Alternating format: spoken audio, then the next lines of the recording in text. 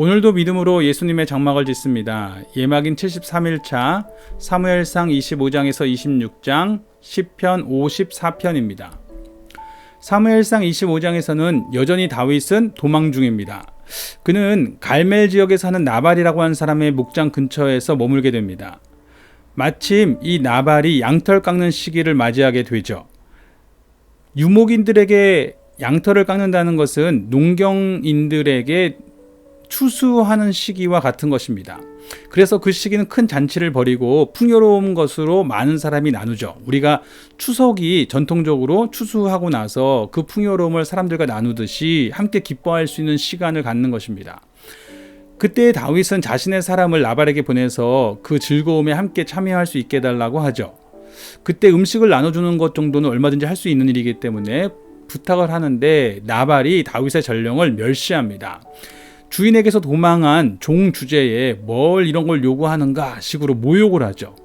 그러나 사실 이 다윗의 사람들이 나발과 함께 있었을 때에 오히려 그들의 방패막이 담벼락이 되어서 주위의 다른 도적들이 그 양떼를 침범하지 못하도록 도움을 주었었거든요. 그런데 나발은 그들이 자기와 함께 거함으로 그런 도움이 되었었다는 사실을 잘 깨닫지 못합니다. 그래서 다윗을 멸시하죠. 그 말을 들은 다윗은 화가 나서 이제 나발의 남자들을 모두 진멸하겠다 출정합니다. 그때 이 이야기를 나발의 아내였던 아비가일이 듣게 되죠. 나발의 종들이 자신의 주인은 이런 이야기를 들을 수 있는 사람이 아니었지만 그의 아내 아비가일은 이해할 것이다 라고 생각하고 그에게 가서 자신들을 살려달라고 이야기를 하게 됩니다. 그때 아비가일이 급히 먹을 것을 싸들고 다윗을 찾아가서 그 싸움을 막게 되죠.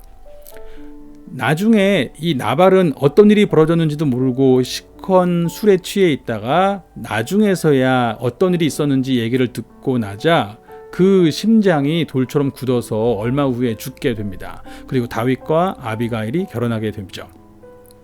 26장에서는 다윗은 여전히 이제 도망 다니고 있는 상황 속에서 10광야에 숨어 있습니다.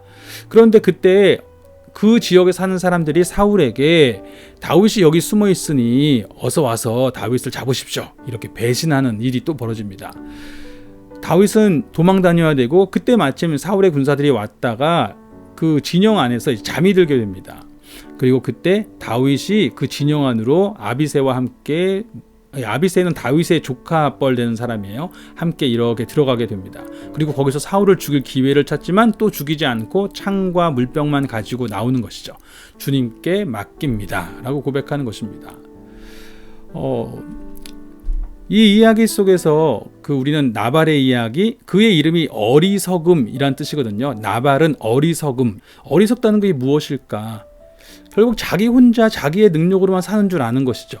은혜를 모르는 거예요. 그것은 그 주위 사람들과 자신이 서로 돕고 있다라는 것, 다른 사람에 대한 고마움을 모르는 것이요, 무엇보다도 그 모든 것 가운데 자신의 삶을 보호해 주시는 하나님에 대한 은혜를 모르는 것이죠.